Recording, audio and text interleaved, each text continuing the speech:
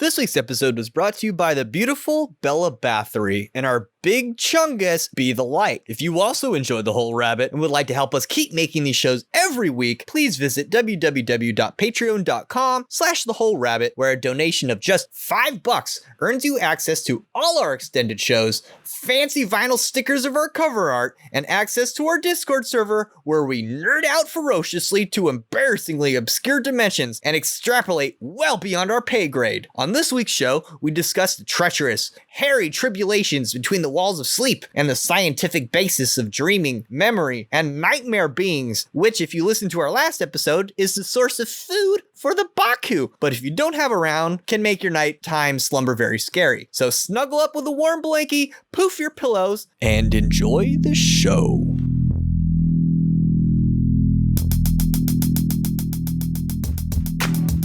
Hello? Hello. Superman. Oh, Suki Mama. All right, are you two ladies ready to sleep with me? Yeah. I'm for it.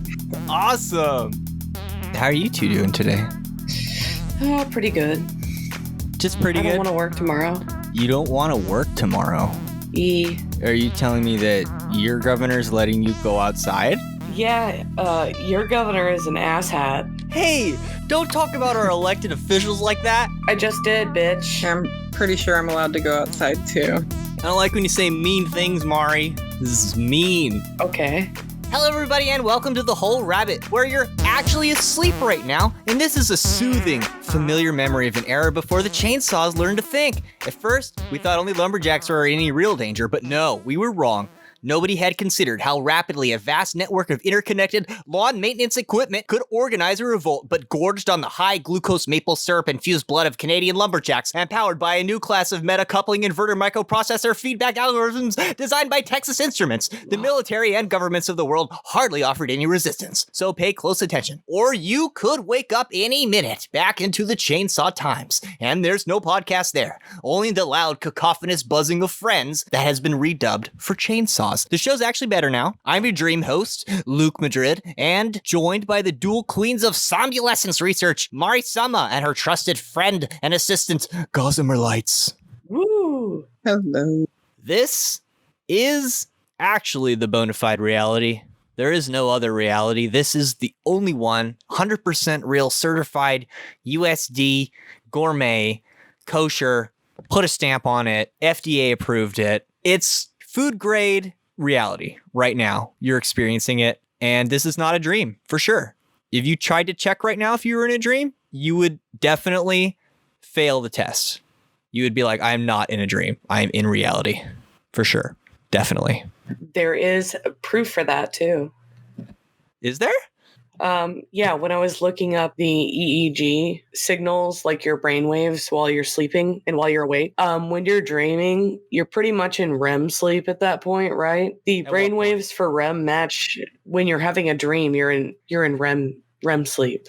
Actually, there's some dreams that happen outside of REM sleep. Long format dreams usually do, the ones that you remember. But anyway, the brainwaves match the brainwaves in your waking state, apparently. Really? Yeah, they're more similar to your waking state than any other sleep stage. Because if you look at a brainwave monitor of somebody when they're sleeping, it's more like stable and harmonious in their deeper stages of sleep. But then when it moves into REM, their minds and their eyes are just like bouncing everywhere. And it just seems like they're looking everywhere and like their mind's doing all this crazy stuff. And while this is going on, the bouncing of the eyes and the looking around and the visions, that's when your body's regenerating itself. That's always what I've been told, at least when I was a kid, is when you're dreaming, you're healing. You need that dream sleep to make the chafe marks go away and stuff on your hands, you know?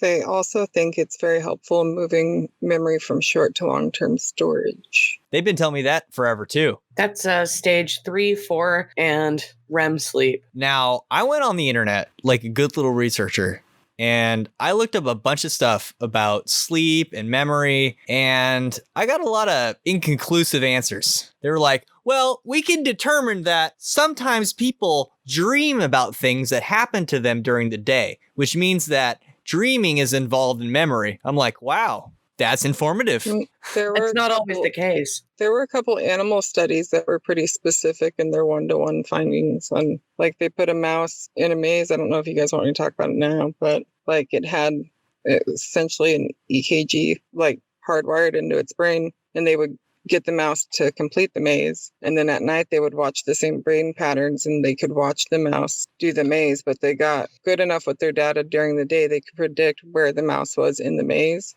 by its brainwaves without looking at it. So when it did the same thing at night, they're like, we're pretty sure that's what it's dreaming. That's creepy. I would say that that's stage 3, which is when you integrate memories and then your body starts to heal itself and you get rejuvenated and regenerated and physically. I don't think we've talked about the first 2 stages yet. Well, we will. Okay. But what you're referring to happens in deep sleep. Okay. Not like if you're dozing at your computer or at the steering wheel of your car on the freeway, that doesn't count. Okay. The best you get from that is sleep paralysis. So if you fall asleep while you're driving, you're not getting the same type of restorative rest that you need when you're sleeping in a bed, is what you're telling me, Mari. Yes. Got it. Understood. Or if you stay up for 11 days straight. Also, not a good idea. No. But also not a bad idea if you're Randy Gardner. I mean, yeah, if you want to trip balls or like earn a prize of some kind and break a world record for the Guinness Book of World Records. It sounds like this kid was basically put up to it. I don't want to say that. That's a really mean thing to say. He was like, he was just interested. Nothing bad's going to happen if I stay up. That's what's going to happen. Nothing's he had a point to prove. Yeah, he had a point to prove. That's what I'm trying to say. I liked his self-reporting versus their findings. They're like, he's can't even beat me at pinball. They're like, he's not doing too good. He did. Dude, he kicked the guy's ass though. Yeah. That was his cognitive test. There was another one where there's another story that at 10 days awake, which was the last day before the record, he beat them at ping pong, which I can't even get like 3 hits in. So, that's pretty amazing. He was 17. Was he able to play ping pong before?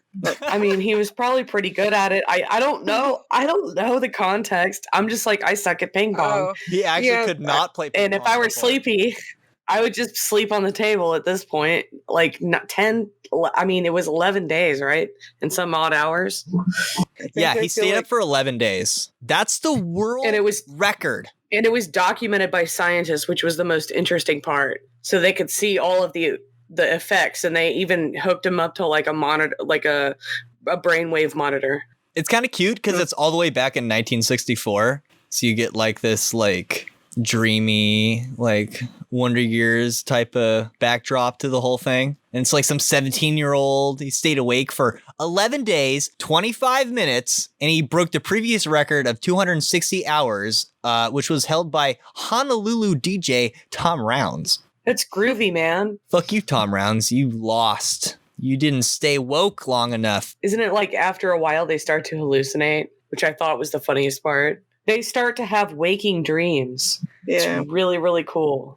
I mean, it's not cool if you're experiencing it, probably, but I've had sleep problems most of my life, so I've had days where I've had to stay awake, and it feels like part of your brain turns off, that's exactly what happens, is that your brain just forces you to go to sleep, but your eyes are still open and you're still forcing yourself to operate. But at that point, you've subverted the paralysis thing where you go still and whatever. What? And you walk around and it's like, it's kind of like sleepwalking, but this happens. Like, I don't know if you've ever taken too much Benadryl. Like, histamine has to do with the sleep cycle. So if you take too much antihistamine, it'll like mess up your sleep cycle. It'll allow you to stay awake and hallucinate. I had a girlfriend who took too much Benadryl in high school, and she saw Frank from that movie Donnie Darko, like staring at her and stuff from like outside her room and stuff. It's really bizarre. But yeah, also if you just stay up like this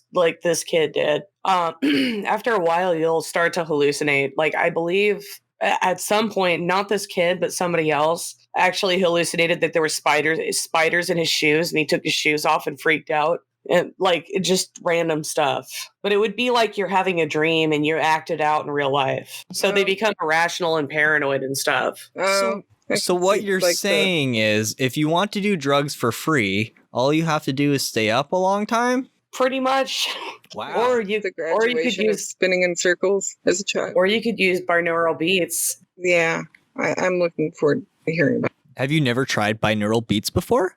No. No?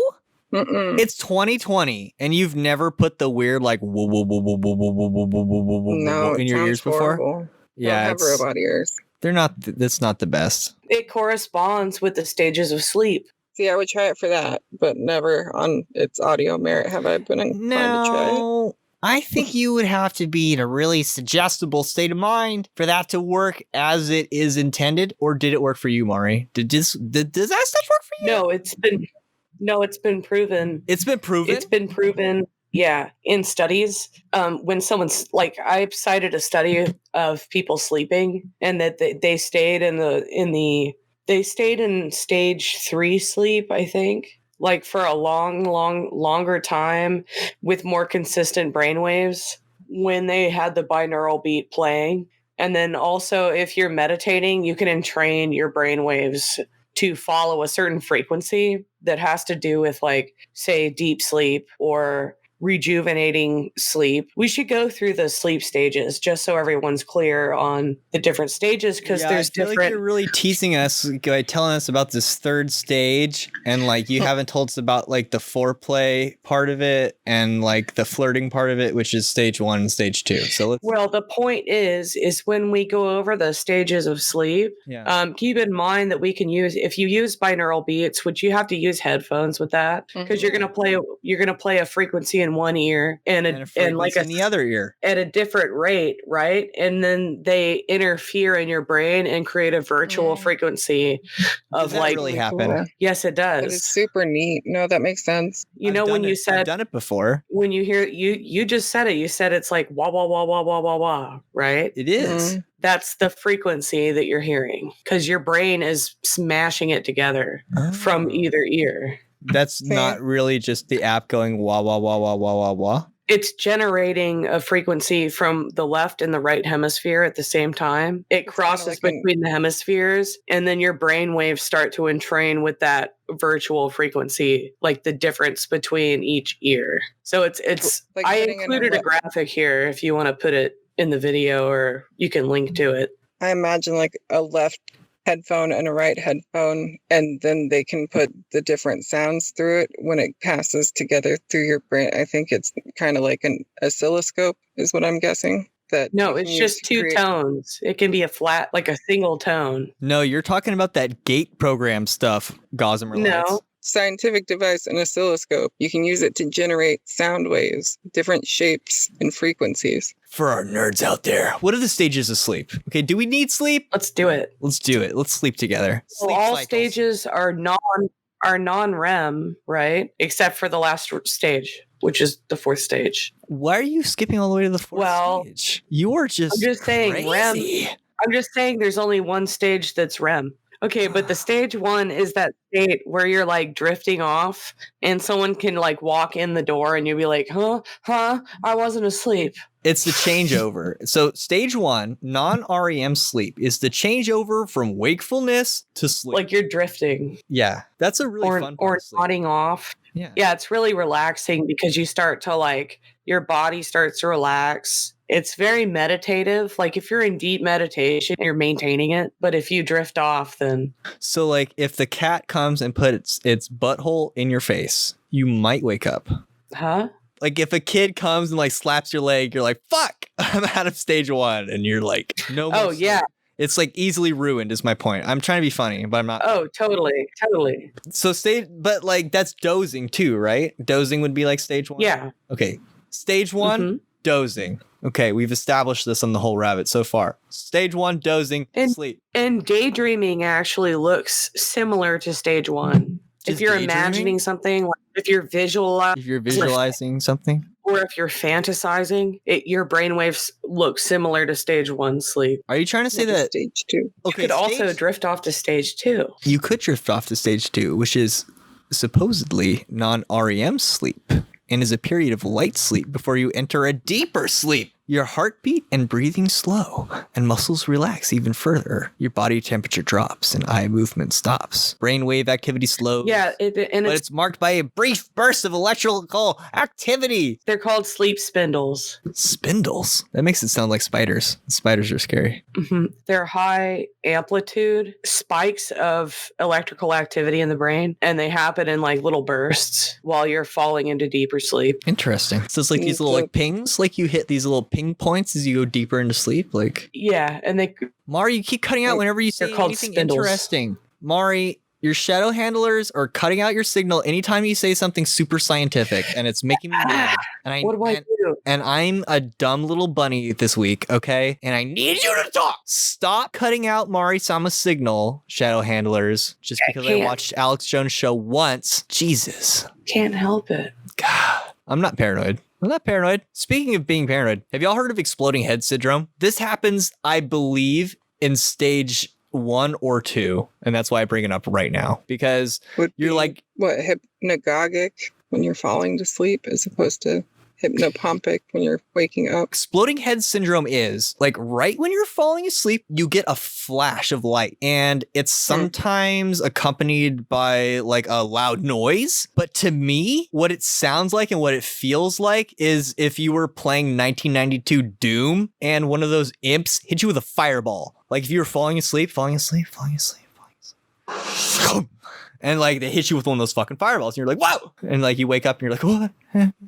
Oh, you know what that reminds me of? So I have that. That's exploding head syndrome. It's not my head doesn't explode, but that's what it's called. Are you saying it's like very visually? Yes, it's a very visual thing. It's a flash of light that occurs. Because I've seen like, is it like stepping and there's no step there, and you feel like you're falling? Because I get. It's different. Yeah, I get that. That's what I was going to ask. Like, I get the and I jerk awake. Jerks. Yeah, I get that too. So I think everyone's had that, right? Where you're like walking down the stairs and then you take that last step and then you like wake yourself up by taking a step. You're like, what the fuck? Yeah. Yeah. But I think it sounds like, do you get that very much, or do you just get more the visual? No, exploding head syndrome is like you're about to fall asleep and then suddenly this loud explosion hits you. Yeah. I'm saying out of the two, which you've said you've had both, which happens more? Oh, definitely the one where you're like your leg jerks and you think you're like walking off the edge. That happens way more. The exploding head thing can happen like once or twice in for me, every few years maybe. But until this episode, I had never heard anything about it, and I didn't know it was a thing, and I remembered it, but when I came across it in the research, I was like, oh my God, I've totally experienced this before. Because I remember in middle school, I was trying to fall asleep, and it was like such a nice experience of falling asleep, and it was like I was in Doom. I just kept getting hit by this big fireball, like right when I'd fall asleep. You know what I mean? Anyone who's played Doom knows that noise and that feeling. I don't know if people get feelings from playing. It's like right in the pit of your stomach. It takes over your whole visual field, like in the game. So when you're asleep, it's like you're falling asleep. Does it flash from the sides of your eyes? No, it's like right from from either side of yours. It's like right. It's like a big flash of light and sound, and then I've had it in the corners of my eyes. Now, some people, when they report being able to slip into the dream world or going through the dream world, they report a lot of vibrating. And I've experienced this once or twice, like very intensely, to the point where I know I'm experiencing it at that moment. But I'm not an expert. I get a lot of that with my sleep paralysis. That's when I get the electrical buzzy feeling. For me, it's usually the first indicator that sleep paralysis is happening. And if I can move quickly enough right then, sometimes I can make it not happen, but usually it's too late. What stage does sleep paralysis happen in? It can happen in the hypnagogic or the hypnopompic stages. So when you're falling asleep or when you're waking up, it's whenever you're in a transitionary sleep stage. And this will tie in a little bit later to the not remembering dreams. Certain types of people that are inclined to wake up more throughout the night for whatever reason are going to be a little more likely to experience this. It just like with remembering your dreams, the more you wake up at night, the more these things are bound to happen because, well, I'll talk about that later. But yeah, with sleep paralysis, your body's getting ready to make you not move so you can enter the deeper stages of REM, but your brain consciousness is waking up and going, why the F can't we move?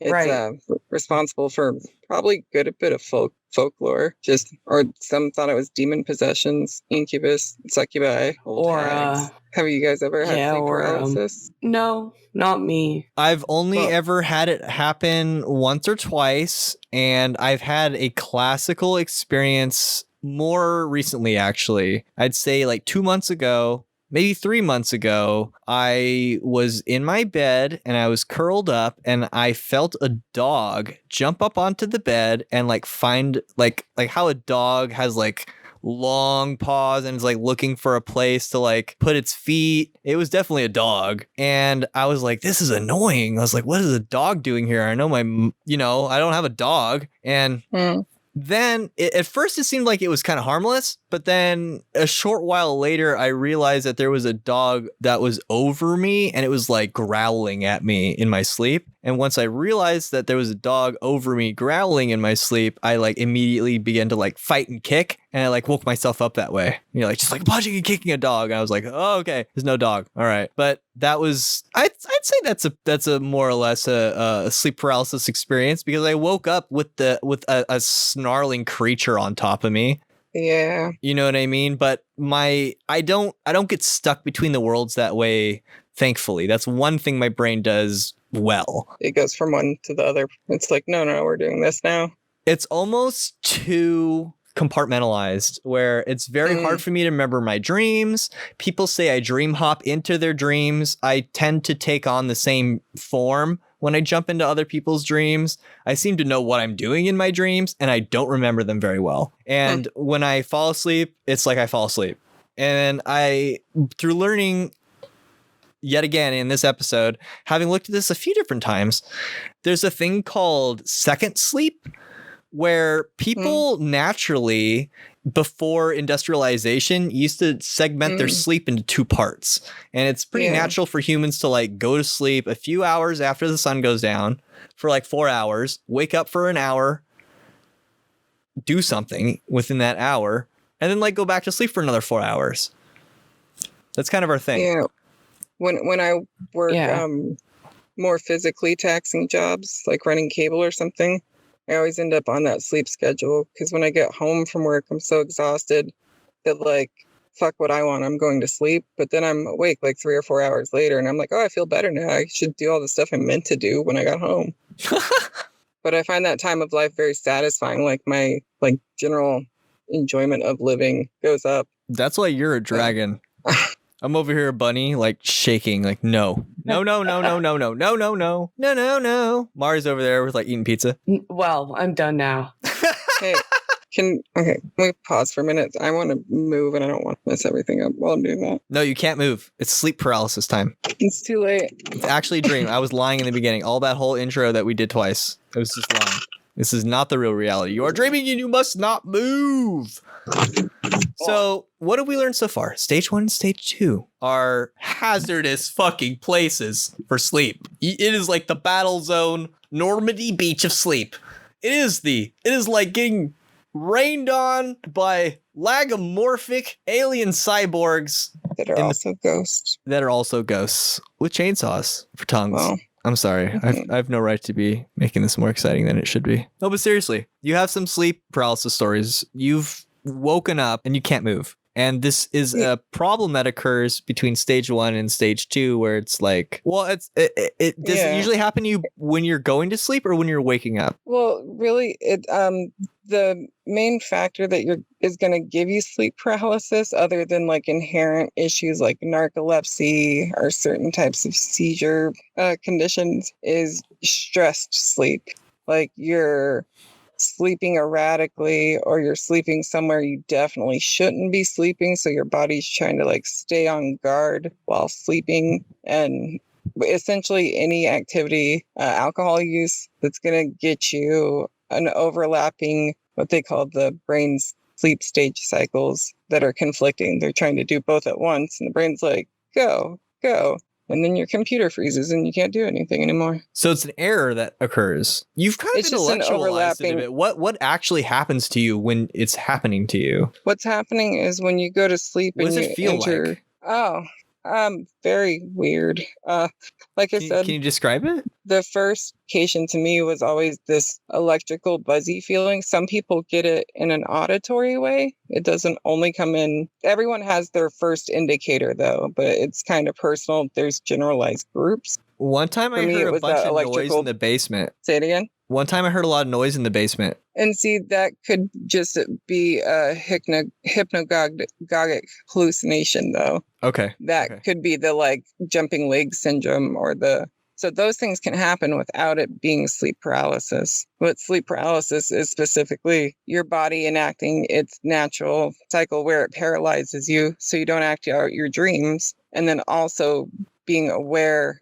and awake, and you can experience the feeling of moving or floating, being dragged off. People report your traditional things, like there's usually almost always intense fear going on. And I then would there's- imagine so. Yeah, but I mean, and I'm speaking from experience and science. It's like, yeah, you're afraid because something weird's going on. You're maybe seeing a supernatural creature. You're maybe feeling like you're being held down, but your brain is like, dump every fear chemical we have stored. Like, this is it, you guys, go. Well, So so it starts with buzzing, you said, and then what happens? Since I knew that was about what was about to happen, I would try to jump. And because if like you said, you were able to kick your leg and wake up. Usually that was more reliable than trying to scream or make a sound to wake myself up, because half the time I would think I was screaming full lung the whole time, and then I would jerk my foot and be like, oh yeah, no, nothing. Okay. So eventually I just started trying to do the foot jerk from the start, and it was there usually. I have definitely tried to scream or yell in a dream and been unable to many times. So I've had that experience. So I I get it. I just feel like I'm falling. And so, yeah, that's called the hypnagogic jerk. So that's in the same stage, but at like a different part of it's not technically the sleep paralysis, because that's usually includes hallucinations. People hear voices, someone whispering, someone yelling. These are the common things. I've experienced much more intense things than that. Like I've felt Well, can we like talk about that a whole little people bit? crawl over me and like slither. And I've gotten out of the bed a few times. Or well, the one I called the Matrix experience was it felt like just a regular sleep paralysis experience. I was having the electrical buzzy feeling, and I couldn't move, and I felt like someone was pushing me down into the bed, because people get the sitting on the chest feeling, Yeah. but I usually sleep on my stomach, so I would get the being pushed into a pillow. You still can't breathe, but They say it's less I was- likely to happen if you sleep on your stomach too. well, okay, so very, very young, like 7 or 8, I saw that piece of art, The Nightmare, by I want to say Henry Fuseli, but he with the person sleeping and the little demon monster sitting on their chest, and then the horse in the background that is the nightmare. Oh yes. And that it was like that ICP Boogeyman song. I was never able to sleep on my back again for like the rest of my life, and I can't have my toes hanging off the edge of the bed. This is the ICP Boogeyman song. I'm a stomach sleeper. So yeah, it was just that, and I was finally able to twitch and like jump up and jump out of bed, and I went into the living room where my ex was, and I was like, oh man, I just had the worst sleep. And before I could finish the sentence, it literally was like someone pulled a drain on a plug, and I just became a liquid and like got sucked back into there, and it started over. And that happened like 6 or 7 times in a row. Oh my god, that would Whoa. be horrifying. So when I finally jumped out of bed, like full on, like go stab, save yourself mode, I didn't know if it was reality. And like that almost broke me. I was just like, how will I ever know again though? And that was the worst feeling I think I've ever experienced in my life. So that was like a dream you couldn't wake up from. Yeah, but like in your dreams, there's like things will be slightly different sometimes, but it's real. It's like fully simulated virtual reality. Like when you can feel very tactily every single thing that you're experiencing, including turning into a liquid and being pulled into a drain, and starting over. Like all of that had physical sensation to it. And like, I mean, the things that people report, I would get a lot of the shadow guy standing in the corner, like he just looks like some dude pulled up a hoodie, kind of. Yeah. I'd be like, who are you? Why the fuck are you in my house? And my ex worked graveyard, so when he would come home in the morning, he's like, more than once you came out of bed swinging at me, and I was like, oh, I'm sorry. Sometimes there's people in the room, but yeah, the reality one, that one bothers me. Like, you just get used to the people being there. It's like, yeah, I started assuming they're just not real most of the time. And wow, so you've gotten used to it? Oh, yeah. And like when you get used to a certain thing that it does to you, to the point where when it starts happening, you're like, oh, okay, I remember this one and how to, it's like, but we have a twist. Now it's different and fuck you. So like, that's I remember.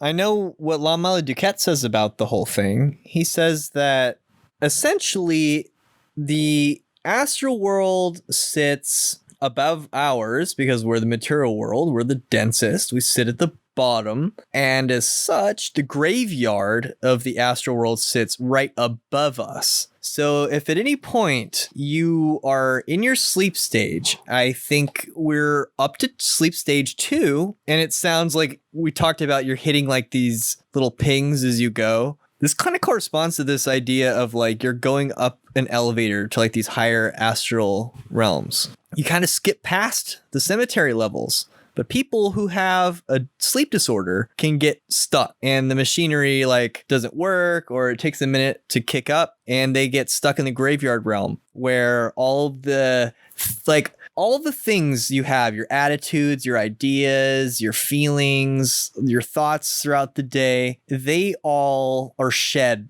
like throughout the day. It's not just when you die, it's throughout the day too. You know, you're shedding ideas, personalities, things about yourself. And these things like come to rest at the bottom of the astral world. Well, when you have a sleep disorder, you end up there in the graveyard, and like any creature can come and like put on those forms and like slither up to you and like do stuff. And Lamau Duquette says that that's why oftentimes the beings you encounter in your house are people that are like from the neighborhood or like no good nicks. They're like the discarded shells of people in the neighborhood, basically. It's really weird. Would by proxy it follow that like emotions come in waves throughout a population? Because that's the thing I feel I've noticed over the past few years is just like it'll go in kind of a wave through everyone, and then the next thing will come through. And I think that's probably when I started paying attention to astrology. I was like, wait a minute. Do you think that people like have... I know I dream a little bit more when the moon is in Pisces, if that's what you're referring to. Yeah, just, I mean, I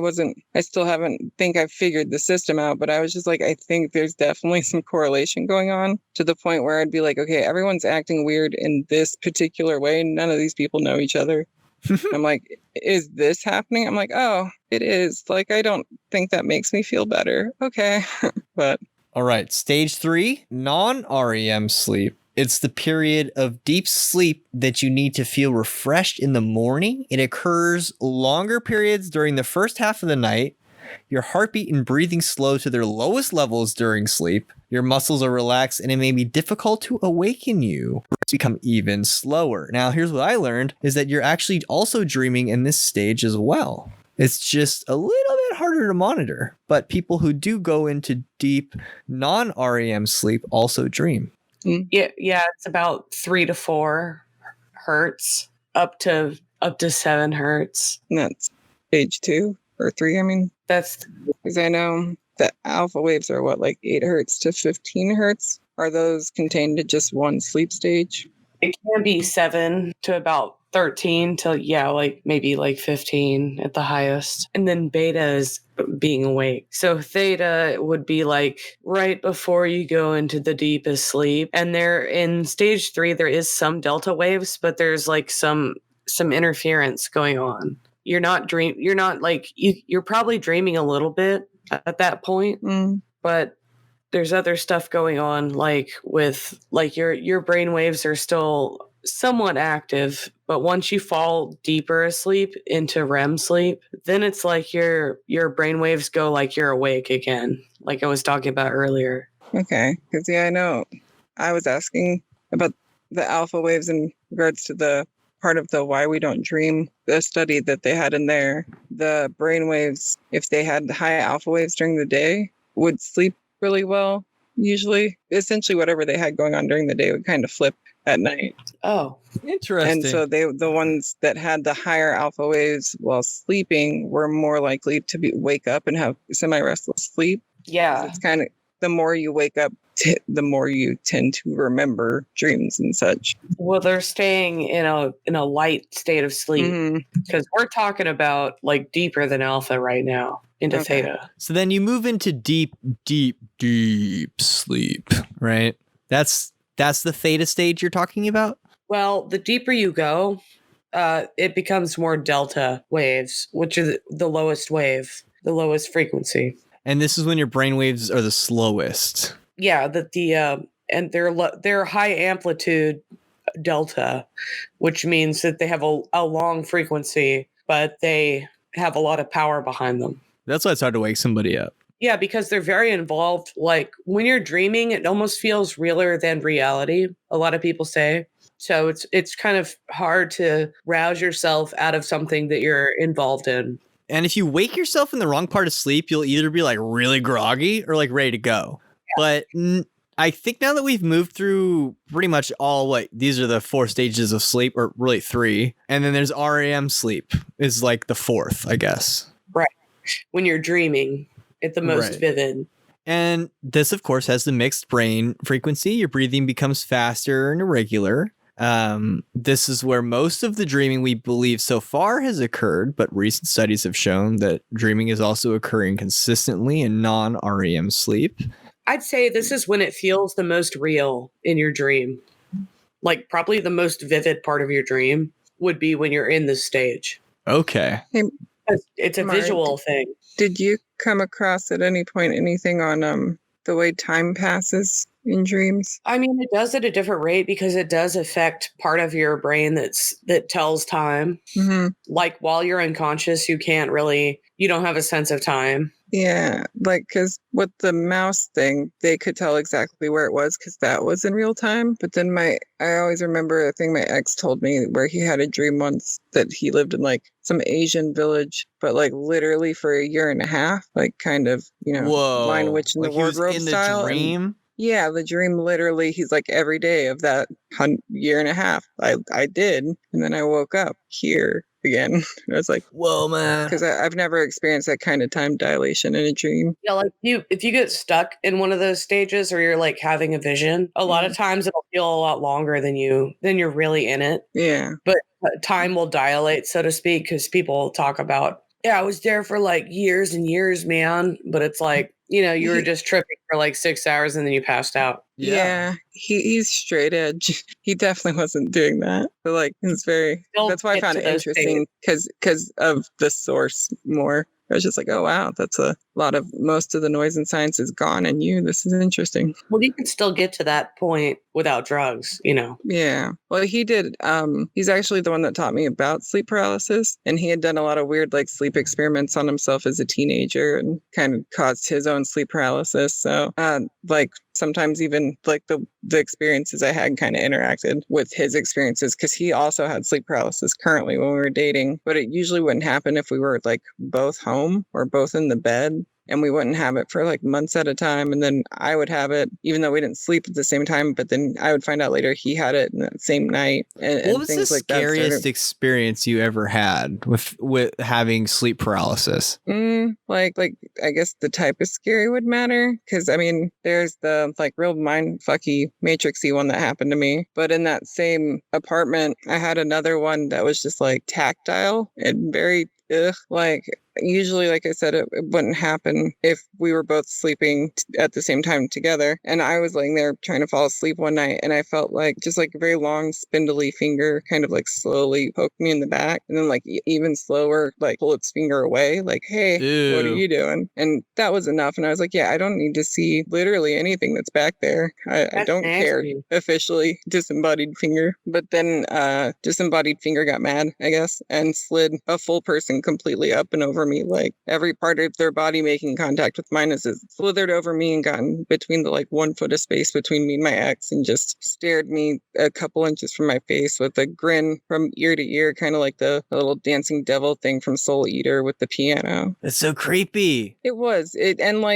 actually, on the fear level, that one's just kind of funny to me. Like, it was very like, ha, I win this round of pranks, your turn. Whereas like the Matrixy one just really like was very unsettling. Didn't like that one. But I mean, I've had experiences with people I know, like a lot of people get voices or demons whispering to them, and I'll have like some entity kind of there, but then people I know and love will show up and be like, yeah, we're gonna get through this. This is the worst, but like it'll be okay, and like talk me through it. Or I've held my dead dog like right at a few days after I put him down. Whoa. And it was full of fear and it was very intense, and I couldn't move because I remember just wanting to look down and look at him again, but I couldn't move, but I could feel him in my arms. And so even through all the fear, I was just very thankful for ones like that. That's sad. So you could like feel his fur? I could feel the weight of him in his fur and everything. Yeah. And I tried to lift him up and like sit up at the same time. And I could feel immediately that like paralysis of you're not moving. But I was like, fuck it. I'll take it. I don't need to sit up. I'm just going to feel him in my arms at least one more time. I've felt that before.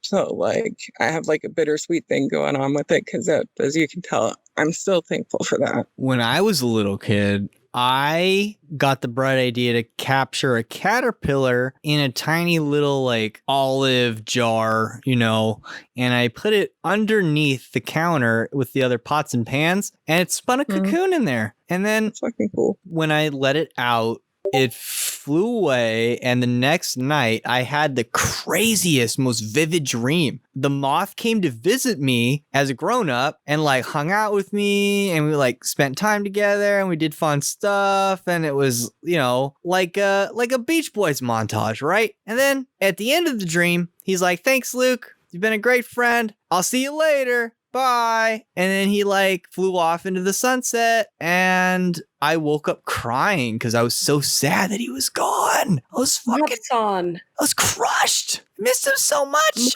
I've definitely had dreams about people that I missed for a very long time, but never knew them outside the dream. Really? Yeah. Like, I don't know, certain particular dreams and experiences just stuck with me for some reason. Some people think dreams are just a random like firing of the brain, but I beg to differ.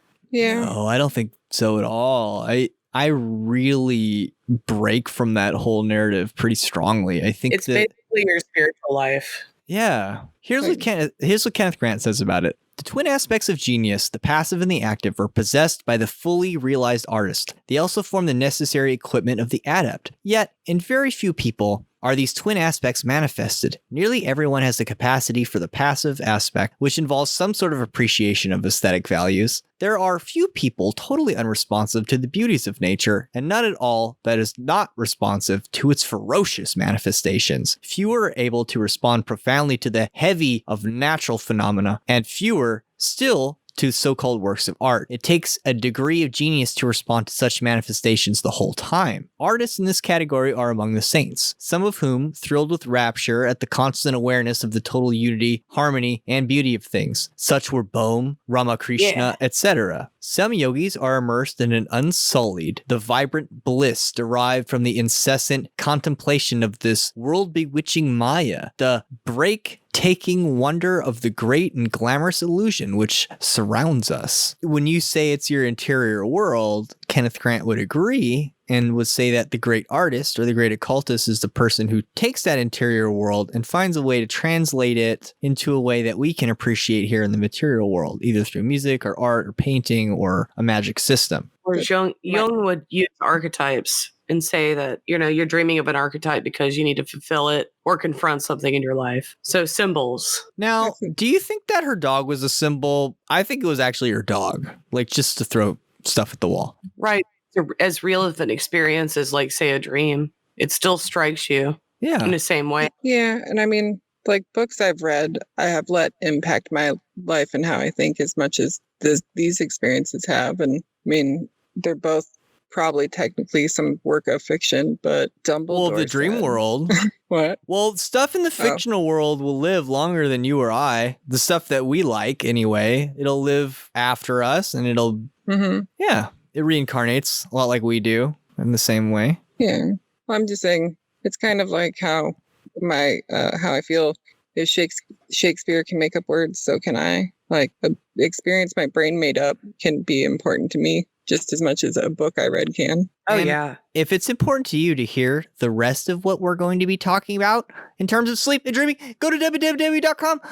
That's it. Just go to www.com and we'll call it a day. Actually, no. Go to www.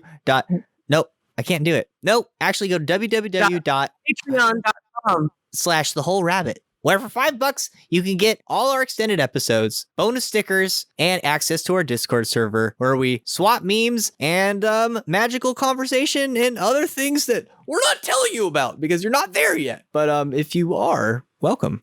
So with that in mind, eat carrots and shoot lasers.